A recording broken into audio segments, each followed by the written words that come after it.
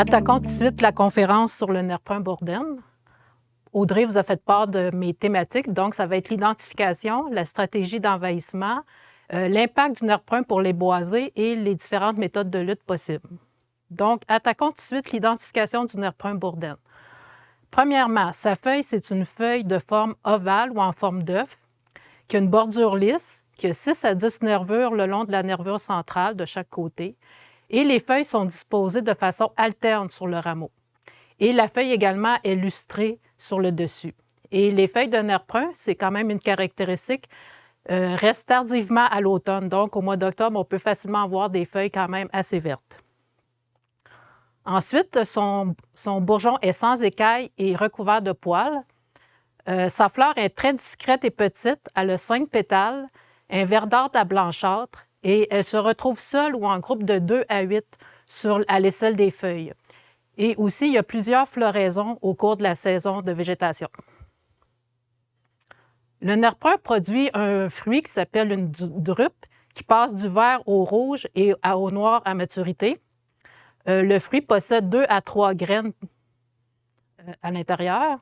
Et tout au long de la saison de végétation, il est fréquent d'observer des fleurs en même temps qu'on a des fruits immatures, donc verts ou rouges, et des fruits matures sur un même plant.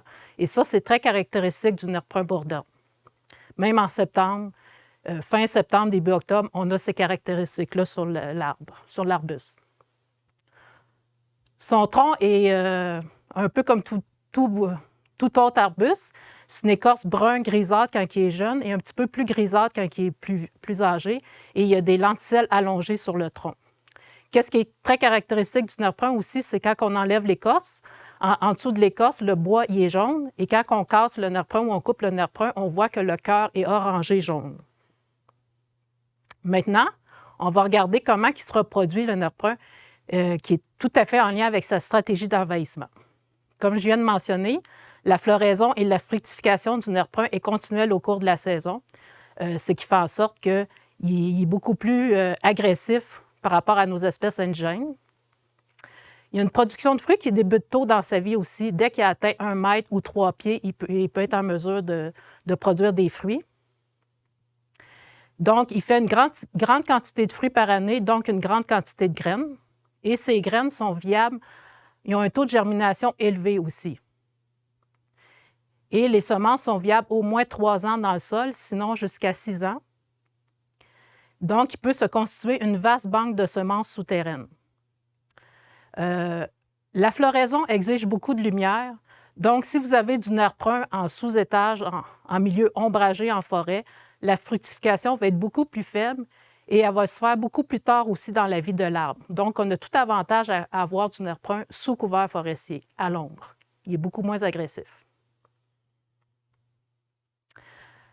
Le nerf brun se reproduit aussi de façon végétative, c'est-à-dire que lorsqu'on le coupe, le nerf brun, il fait des rejets de souche et il fait des grandes quantités de rejets de souche. Ces rejets de souche peuvent à leur tour se reproduire de façon sexuée avec les fruits et les semences. Ces rejets de souche peuvent produire des fruits dès l'an 1, mais souvent c'est plus à l'an 2. Le nerf brun aussi peut se propager aussi à partir de racines. Donc, il peut produire des nouvelles pousses à partir de racines. C'est beaucoup plus lent comme reproduction, mais c'est une possibilité. On appelle ça des drageons. Le nerf brun a une longue saison de végétation, donc il a une grande capacité de photosynthèse. Ça l'avantage par rapport à nos essences indigènes. Il y a une croissance rapide des rejets aussi, surtout en milieu très ouvert. Il peut faire de 1 à 2 mètres par année. Ici, vous avez quelques exemples de rejets de souche. Je porte votre attention sur l'image du milieu. C'est un nerf brun assez âgé qui a été coupé et 1 ou 2 semaines plus tard, les rejets commençaient déjà à pousser. Ensuite, la majorité des graines tombent à l'intérieur de 1 mètre alentour de l'arbre. Alors, comment fait le nerf brun pour se propager d'un boisé à l'autre? Évidemment, c'est les oiseaux qui sont le principal vecteur de déplacement sur des longues distances. On aurait une quarantaine d'espèces au Québec qui peuvent se nourrir des fruits du nerf brun. Et parmi les plus efficaces, on retrouve les merles, les étourneaux et les jaseurs, le jaseur boréal et le jaseur d'Amérique. Et pourquoi? Parce que ce sont des grands frugivores. Ils ont une capacité d'avaler les fruits en entier. il y a beaucoup de... L'abondance de population de ces oiseaux-là aussi est importante au Québec et ils ont une longue saison de résidence. Autre vecteur de déplacement, il y a les petits rongeurs aussi qu'il ne faut pas négliger, qui se nourrissent des fruits du nerf brun. Et dans une moindre mesure, il peut aussi avoir l'humain avec les équipements lourds et les véhicules qui se promènent d'un boisé à l'autre, qui peuvent transporter des graines de nerf brun dans la boue qui se retrouvent sur les pneus, mais aussi de d'autres espèces envahissantes comme le phragmite ou la renouée du Japon, et nos chaussures, évidemment, qui peuvent être aussi un vecteur de déplacement pour les espèces envahissantes. Maintenant, dans quel type d'habitat que le nerf brun se vit finalement? Le nerf brun aime les sites humides. En plus, il serait plus agressif sur les sites humides, mais le nerf brun peut également s'installer sur des sols aussi qui sont secs. Il peut s'installer sur des sols basiques et acides, mais il préfère les sols acides. L'établissement des semis se fait sur des sols qui sont exposés à la lumière, même en conditions mi-ombragées. Donc, ça ne prend pas nécessairement beaucoup de lumière pour que les graines deviennent des semis. Le nerf brun, en général, il y a des faibles exigences écologiques, donc on peut le retrouver dans une diversité d'habitats pour notre plus grand malheur. Parmi ces habitats-là, on retrouve autant des milieux ouverts que fermés. Donc, on peut le retrouver aux abords de nos chemins, que ce soit les chemins municipaux, mais même les chemins forestiers, dans des friches, sur les rives des cours d'eau, les lisières de boisés. Et on le retrouve aussi dans une variété de peuplements forestiers, là. Ça peut être autant dans les plantations que dans les peuplements résineux naturels, mélangés, feuillus. On va le retrouver aussi dans les milieux perturbés, que ce soit anciens ou récents. On l'a vu tantôt, le nerf brun a quand même besoin de lumière pour s'installer et croître. Donc, le nerf brun, probablement, qui s'est beaucoup installé à une certaine époque dans les anciens champs agricoles, qui sont devenus peu à peu des forêts. Suite à des perturbations naturelles aussi, comme le chablis ou le verglas, qui créent des ouvertures dans un peuplement forestier, le nerf brun peut s'installer. Et évidemment, suite à une perturbation anthropique, comme la récolte forestière aussi, qui crée des ouvertures dans le peuplement, le nerf brun peut s'installer ou on favorise sa croissance, s'il est déjà présent. Par contre, en présence d'une faible luminosité, le nerf brun a une croissance qui est réduite autant en hauteur qu'en diamètre. Il est incapable de produire des fruits ou il fait en faible quantité, comme on a vu tantôt, ou beaucoup plus tard. Mais malheureusement, le nerf brun a quand même la capacité de survivre entre 30 et 50 ans sans se reproduire sous couvert forestier. Et c'est un phénomène, évidemment, qui est réversible. Donc, aussitôt qu'il y a une ouverture, que ce soit créée par l'humain ou par une perturbation naturelle, le nerf brun peut se mettre à fleurir, faire des fruits, donc se reproduire via les semences. Et il va aussi commencer à croître davantage aussi lorsqu'il y a de la lumière. Donc, c'est un envahisseur assez coriace pour nos plantes indigènes. Donc, maintenant, on va passer à la section « Quels sont ses impacts pour le milieu forestier? » Évidemment, il empêche l'installation de la régénération des espèces forestières, que ce soit des herbacées, des arbustes ou des arbres. Il va entraîner une compétition pour l'eau et les éléments nutritifs au stade de semis pour nos jeunes arbres. Il affecte par conséquence la survie et la croissance de la végétation, autant en hauteur qu'en diamètre. Il va augmenter aussi la mortalité de nos espèces indigènes, là, que ce soit nos arbres ou les herbacées. Évidemment, si nos espèces indigènes ne sont plus capables de s'installer et de croître dans le milieu forestier, ça va changer les composantes des habitats fauniques en termes d'abri et de nourriture. Donc, ça va entraîner le déplacement des populations d'herbivores. On va avoir moins de populations d'herbivores dans notre boisé.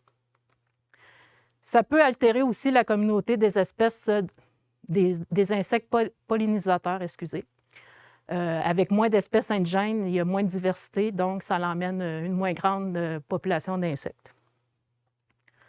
Donc, plus la densité du nerf brun est élevée, plus nous avons une diminution des espèces, autant en quantité qu'en diversité.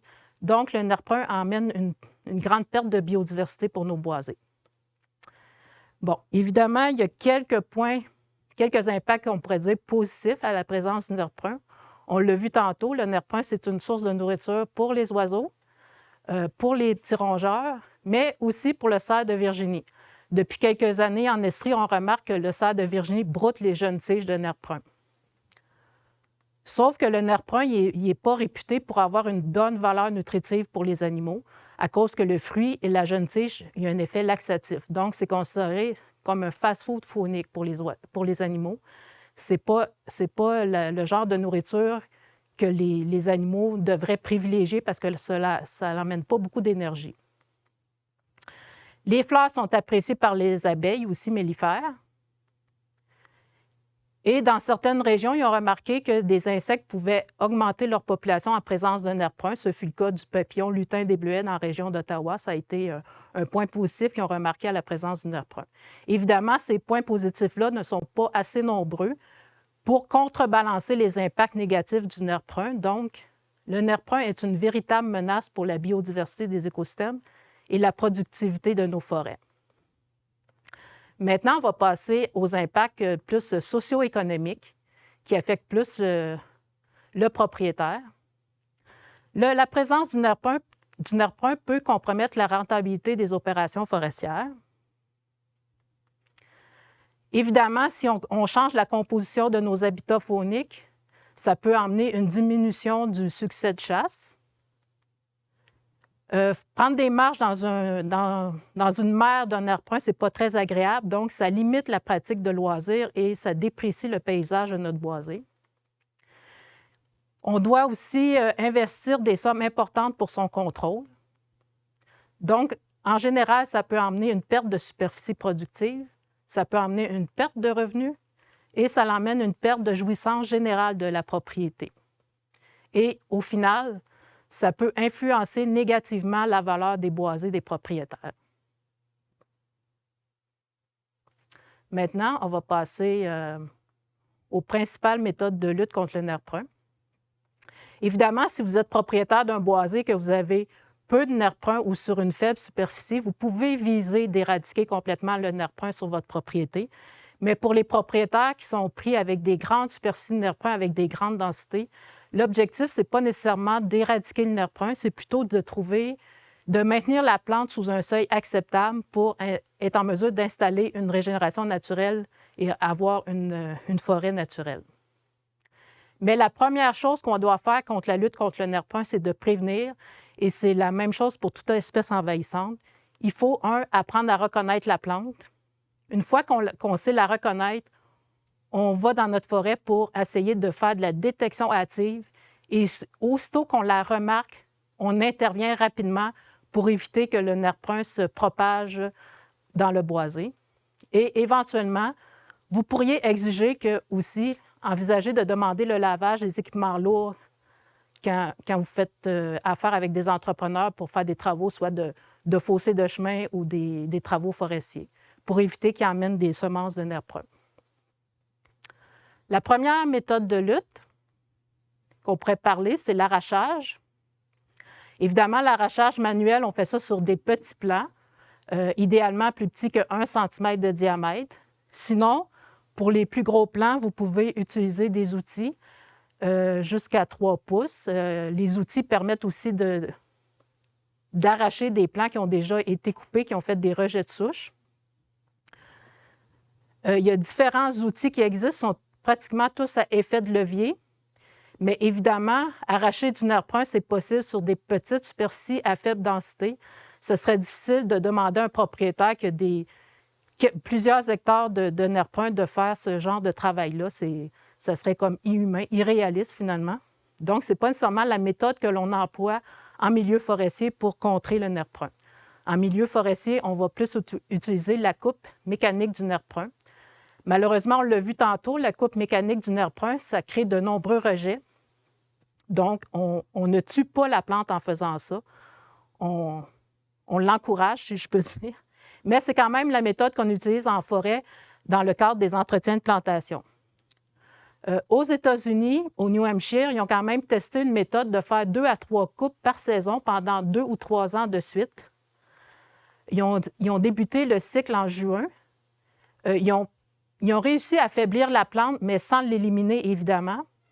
Et qu'est-ce qui est important à retenir, c'est qu'ils ont fait ça sous couvert forestier, donc à l'ombre. On l'a vu tantôt, le nerf brun est beaucoup moins agressif sous couvert forestier. Et ça leur a permis d'installer des semis de pin blanc, d'augmenter l'installation des semis de pin blanc, et ça l'a aussi permis d'avoir une meilleure croissance en hauteur du pin blanc. Mais évidemment, c'est une méthode qui est très énergivore et onéreuse. En milieu forestier, comme je vous disais tantôt, en entretien de plantation, c'est la méthode qu'on utilise. Le propriétaire qui a une plantation qui est envahie par le nerf brun doit s'attendre à faire 3 à 5 dégagements pendant les 10 à 12 premières années de sa plantation avant que ses épinettes soient en mesure de croître librement. Et même s'il fait ça, c'est, comme je disais tantôt, le nerf brun est toujours en sous-étage de la plantation. La plantation va continuer à croître, mais le nerf brun va être toujours présent en sous-étage. Il y a une exception. Les gens terrain ont remarqué quand on plante du mélèze, du pin, de l'épinette de Norvège et des peupliers hybrides, selon les situations, ça pourrait arriver souvent qu'on a besoin juste de 2 entretiens mécaniques pour que les essences soient libres de croître.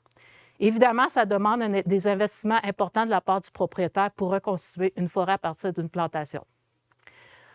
Si vous coupez le nerf brun sur le bord d'un chemin ou à la lisière d'un boisé avec un champ agricole, vous pourriez aussi installer une bâche très épaisse noire qui coupe la lumière. Laissez cette bâche-là plusieurs années afin de tuer le nerf brun et empêcher les rejets de souche. Et une fois que vous enlevez la bâche, évidemment, vous devez revégétaliser le site. Mais évidemment, cette méthode-là, c'est impossible à appliquer en milieu forestier. Ça se fait sur des petites superficies. Une autre méthode qui peut se faire sur des petites superficies, c'est l'annelage, c'est-à-dire qu'on retire l'écorce tout autour de la circonférence de la tige du nerf brun. Le nerf brun, ça devient une blessure, donc il va dépérir et éventuellement, il peut mourir. C'est une intervention qu'on fait le plus bas possible de l'arbre, donc en dessous des plus basses branches vivantes. Ça se fait en plein été. Et c'est plus efficace accompagné d'un pesticide, évidemment. Et cette méthode-là évite la production de nombreux rejets de souche. Ça ne veut pas dire que le nerf brun ne fera pas de rejets de souche, mais il va en faire moins que si on le coupe complètement. Maintenant, on va passer à la méthode qui est la plus efficace, qui est la méthode de contrôle chimique. Je veux juste vous mentionner que les phytocides sont permis et légaux en forêt privée. C'est seulement que depuis, c'est très peu utilisé en forêt privée, les phytocides, parce que ce n'est plus financé par le programme d'aide de l'Agence de la forêt privée de l'Estrie et par toutes les agences du Québec. Mais c'est quand même une pratique qui est permise et c'est une pratique qui est très encadrée par le ministère de l'Environnement. Les gens, les travailleurs ou les techniciens qui appliquent des phytocides doivent avoir suivi une formation, réussi un examen pour obtenir un certificat qui les qualifie pour utiliser les phytocides en milieu forestier. Donc, ce n'est pas n'importe qui peut s'improviser pour appliquer des phytocides. Ici, vous avez des plantations qui ont été traitées aux phytocides. La photo de droite nous montre une plantation d'épinettes blanches. Et on remarque qu'après 10 ans, c'est quand même une plantation qui a tout un couvert herbacé. Ce n'est pas nécessairement un désert suite à l'application de phytocides. La strate herbacée se reconstitue aussi après l'application de phytocides. Et comment qu'on applique le phytocide? On fait une application foliaire en milieu forestier, c'est-à-dire qu'on applique le produit sur les feuilles et on fait ça à partir de septembre jusqu'à la mi-octobre parce qu'on a la chance avec le nerf brun qui garde ses feuilles tardivement par rapport à nos essences indigènes. En faisant ça à cette période-là, on limite les impacts sur nos espèces indigènes. Et évidemment, on fait ça sur des jeunes pousses. On ne voudrait pas que les travailleurs qui appliquent le phytocide soient à bout de bras à faire ça sur des arbres qui ont 7-8 pieds parce qu'il y aurait de la dérive sur eux. Donc, on fait ça sur des jeunes tiges. Si on est en présence de vieux nerfs bruns, il faut couper le nerf brun avant et on fait ça sur les rejets de souche. De souche. Et tantôt, je mentionnais que le nerf brun aimait les sites humides. Évidemment, c'est interdit d'appliquer des phytocides chimiques en milieu humide, qu'on appelle des marécages ou des tourbières. Si on veut le faire, il faut aller chercher une autorisation au ministère de l'Environnement. Ensuite aussi, il y a une nouvelle méthode de contrôle qui est le contrôle biologique. Le produit actif, c'est un champignon qui est un champignon qu'on retrouve dans nos forêts, qui est un champignon vraiment indigène qui colonise les blessures des arbres. C'est un champignon qui a été... c'est un produit qui a été homologué à l'automne 2020, donc c'est tout récent. La compagnie Bioforest, qui produit le pesticide biologique, a fait ses premières ventes pour application ce printemps et cet été. Et l'application se fait, le produit est sous forme de pâte. Et encore là, même si c'est un produit biologique, il est interdit d'appliquer ce produit-là en marécage et en tourbière sans l'autorisation du ministère de l'Environnement. Comment on fait pour l'appliquer, étant donné que c'est de la pâte? C'est pas liquide, c'est une pâte, un peu comme du ketchup. Et ça s'applique sur une blessure. Donc, il faut blesser le nerf brun. Soit qu'on coupe la souche complètement et on badigeonne la souche du produit, ou on annelle le tronc et on badigeonne la blessure annelée. Et il faut le faire assez rapidement. Le fabricant nous dit qu'il faut le faire 30 minutes après la coupe. Et la période d'application est de mi-juin à mi-juillet. Et qu'est-ce qui est important de savoir, c'est que tous les tests pour l'homologation ont lieu sous couvert forestier. Le fabricant ne garantit pas l'efficacité du produit si on le fait en plein soleil. Parce que la pâte peut sécher et le champignon n'a pas nécessairement le temps de s'installer. Ensuite, une autre méthode de lutte qui est peut-être un petit peu plus innovante, c'est nos travaux sylvicoles en forêt privée. La prémisse de base, c'est que depuis tantôt, je vous dis que la lumière est un facteur significatif dans le processus d'envahissement. Et la germination et l'installation des semis du nerf brun sont limitées par une litière épaisse ou par une présence d'une strate herbacée ou par une régénération préétablie. Sur la photo, on peut voir qu'il y a du nerf brun partout, et dans le milieu, il y a de la fougère et il n'y a aucun nerf brun qui se présente. Donc, comment on peut adapter notre sylviculture pour limiter la propagation du nerf brun? On ne l'empêchera pas, mais on peut limiter, on peut freiner son envahissement. Il faut, pour ce faire, privilégier des peuplements forestiers de bonne densité, accompagnés d'une compétition des strates inférieures. Donc, avoir un sous-bois qui est bien garni, ou si vous préférez, qui est sale. Les pratiques sylvicoles qu'on peut vous recommander, quelques-unes, c'est de ne pas intervenir sur une certaine période de temps en allongeant la rotation. Si vous avez l'habitude d'intervenir dans votre forêt à tous les 15 ans, en présence d'un nerf brun, on pourrait vous suggérer d'intervenir à tous les 25 ans, voire les 30 ans. Ça permettrait de densifier le peuplement et pendant ce temps-là, vous pourriez attaquer aussi le contrôle du nerf brun en sous-bois. Vous pourriez aussi également moduler le taux de prélèvement, donc de diminuer le taux de prélèvement de votre coupe partielle. Au lieu de faire du 40 % qui est un peu la norme, vous pourriez dire, je vais prélever juste 25 ou 30 % des arbres. Ça va garder mon sous-bois plus ombragé, donc je vais freiner. Je ne favoriserai pas la croissance du nerf brun. Vous pourriez aussi, et ça c'est très important, privilégier la récolte d'arbres bien distribués. Il faut éviter de faire des grandes trouées parce que des grandes trouées emmènent de la lumière, donc ça va favoriser l'installation ou la croissance du nerf brun. Il faut conserver la végétation indigène en peuplement naturel, donc avoir un sous-bois, comme je disais, bien garni. Il faut éviter l'effet parc comme on voit sur la photo. Il faut favoriser aussi les peuplements inéquoyennes, c'est-à-dire des peuplements qui ont des arbres de différentes grosseurs, des arbres de différentes hauteurs et des arbres de différentes classes d'âge. Parce que ce type de peuplement-là, on l'aménage de façon à ne jamais avoir besoin de la coupe totale. Et la coupe totale, c'est la perturbation anthropique qui amène énormément de lumière, qui va favoriser le nerf brun. Donc, on a tout intérêt à avoir des peuplements qui sont variés en termes de structure. Une autre chose que vous devez surveiller aussi, même si vous n'avez pas de nerf brun présentement sur votre propriété, c'est de surveiller, c'est de marcher vos sentiers de débardage parce que si vous avez fait faire des travaux dans les dernières années, c'est possible que le nerf brun s'installe dans vos sentiers de débardage, commence à rentrer sur votre propriété dans les sentiers de débardage. C'est très important de faire un suivi. Si vous détectez la présence d'un nerf brun dans vos sentiers de débardage, évidemment, c'est de l'arracher, de contrôler immédiatement avant qu'il rentre dans le peuplement. Aussi, évaluer la probabilité du retour du peuplier faux-trempe suite à une coupe totale. C'est vraiment un allié à la lutte contre le nerf brun bourdelle dans nos forêts. C'est notre essence forestière qui pousse le plus rapidement. Donc, il peut venir battre de vitesse la croissance du nerf brun.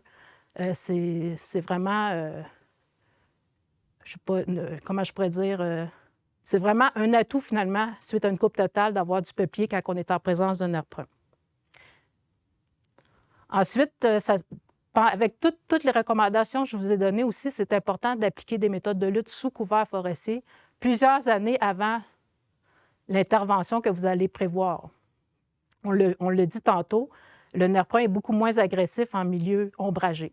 Donc, c'est important de le combattre en sous couvert forestier. D'autres recommandations, plus au niveau de la restauration des peuplements forestiers. Par exemple, vous contrôlez le nerf brun dans certaines trouées de votre forêt. Bien, ça va être important, si vous contrôlez le nerf brun, de reboiser ces trouées-là en diversité d'essences d'arbres. Si vous n'avez pas accès à des arbres, vous pouvez éventuellement aussi ensemencer les trouées. On a quand même des pépinières qui vendent des semences, des mélanges d'espèces indigènes ou d'arbustes ou d'herbacées. Ou sinon, une autre méthode qui est très efficace, c'est de ramasser des glands de chêne à l'automne et d'aller les planter dans votre forêt. Et éventuellement, si vous voyez qu'il y a des arbres qui s'installent, aussi les arbres feuillus, c'est important aussi éventuellement, quelques années plus tard, de les protéger contre le cerf de Virginie. Parce qu'autrement, vous ne réussirez pas à faire pousser des arbres feuillus sans les protéger du broutage du cerf de Virginie. Et d'ailleurs, cet après-midi, il y a une conférence à ce sujet-là aussi. C'est intéressant aussi, c'est de favoriser des plantations avec une diversité d'essences aussi. Ça, ce n'est pas nécessairement en lien nécessairement avec le nerf brun, mais c'est qu'avec les impacts des changements climatiques, on n'est pas assuré que dans 35 ans, dans 40 ans, les épinettes blanches vont être très performantes avec l'augmentation des températures, les périodes de sécheresse aussi. Donc, c'est important de tout de suite penser à adapter nos forêts pour les changements climatiques. Donc, c'est important d'avoir des forêts avec des plantations avec des essences diversifiées. Et tantôt, je parlais du peuplier faux-trempe. Bien, ça serait intéressant aussi d'introduire le peuplier hybride dans nos plantations. C'est une essence qui pousse très vite, qui peut combattre aussi le nerf brun de vitesse. Peut-être en mélange avec d'autres essences. Une rangée de peupliers hybrides avec une rangée d'essences indigènes, ça pourrait être intéressant. Évidemment, quand vous entretenez vos plantations, c'est de conserver la végétation indigène non nuisible lors des entretiens, parce que cette végétation-là fait de l'ombre au sol, donc elle empêche une nouvelle cohorte de semis de nerf brun de s'installer.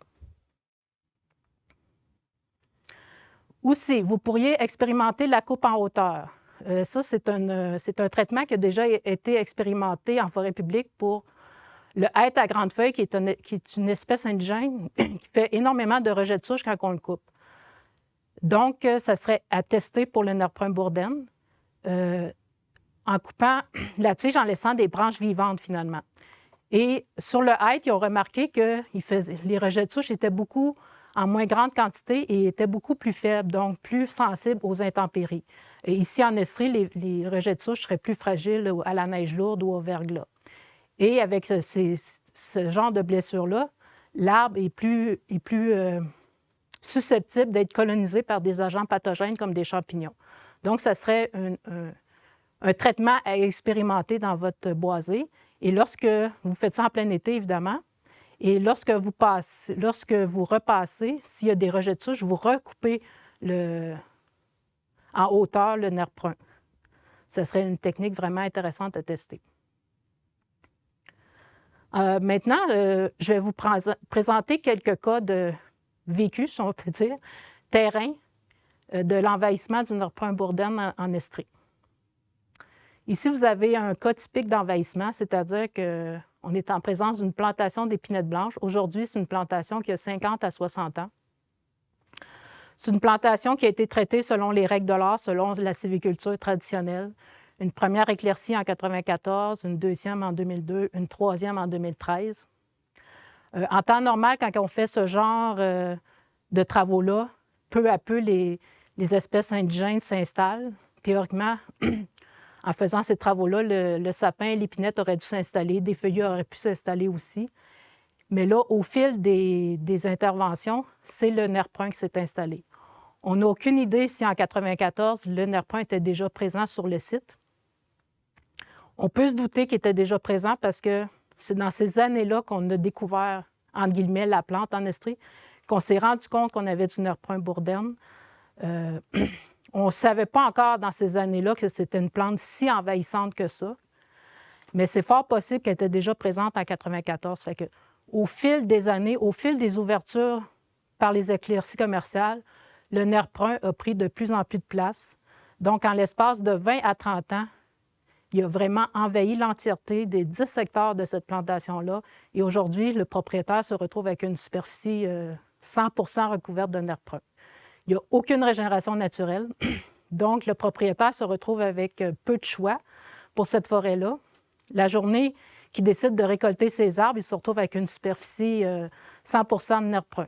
S'il laisse aller le nerf brun, bien, il va toujours avoir du nerf brun. Il n'y aura pas d'autre chose.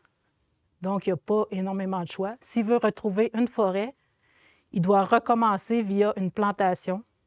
Tout le cycle de couper le nerf brun, de le mettre, de faire une préparation de terrain, reboiser et surtout entretenir la plantation. Et il va se retrouver, comme la diapo suivante, à faire des entretiens très régulièrement. Ici, c'est un cas, le propriétaire doit faire des entretiens aux 2 ans. Déjà, en septembre dernier, c'était le 2e entretien en 4 ans. Le prochain est déjà prévu pour l'été 2022. Et le conseiller forestier de ce propriétaire-là prévoit qu'en 2024, probablement qu'il y aura un 4e entretien de plantation avant que les arbres soient libres de croître. Présentement, les épinettes ont environ 1 mètre, mais avant qu'ils soient plus élevés, que leur hauteur soit plus élevée que le nerf brun, il pense bien qu'il va être obligé de faire un 4e entretien de plantation. Donc, c'est des coûts quand même très, très importants pour le propriétaire.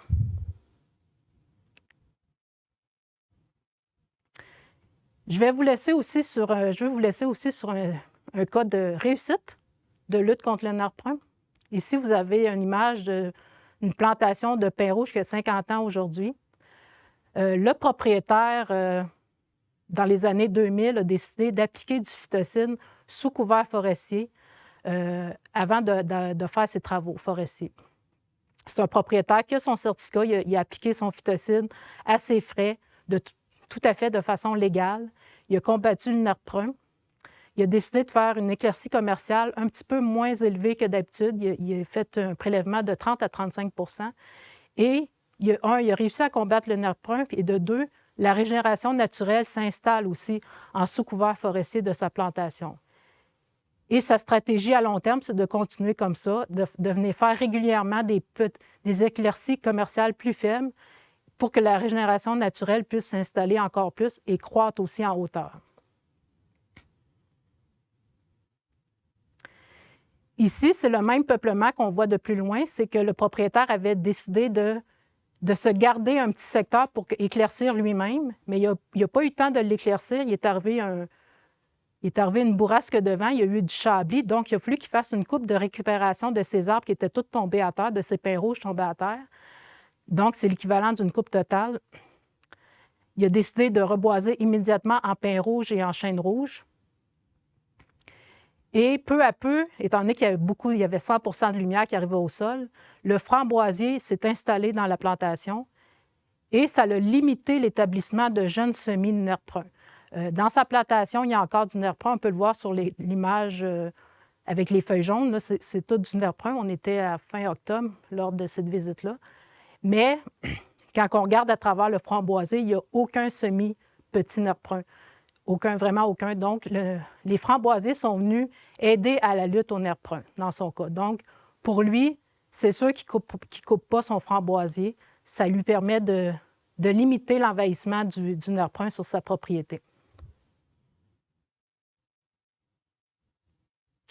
Donc, je vous invite aussi, si vous avez des espèces envahissantes sur votre propriété, que ce soit du nerf brun ou tout autre, le phragmite, la renouée, autre espèce, il y en a toute une liste d'espèces envahissantes. Je vous invite à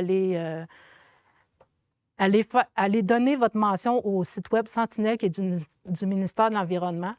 Ou sinon, ici, en Estrie, on a un organisme qui s'appelle la table estrienne sur les espèces exotiques envahissantes. Cette table-là collige les observations des espèces envahissantes. Vous pouvez m'envoyer à mon adresse professionnelle, là, abacom.com, les occurrences d'espèces envahissantes sur votre propriété avec le numéro de lot et ça va me faire plaisir de transmettre l'information à la table estrienne sur les espèces envahissantes.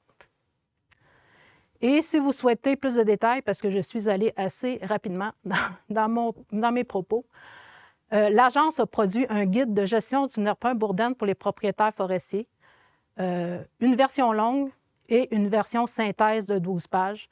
Ces 2 documents-là sont disponibles sur notre site Internet de l'Agence et également sur le site de l'Association forestière du Sud du Québec. Alors, je vous remercie beaucoup de votre attention.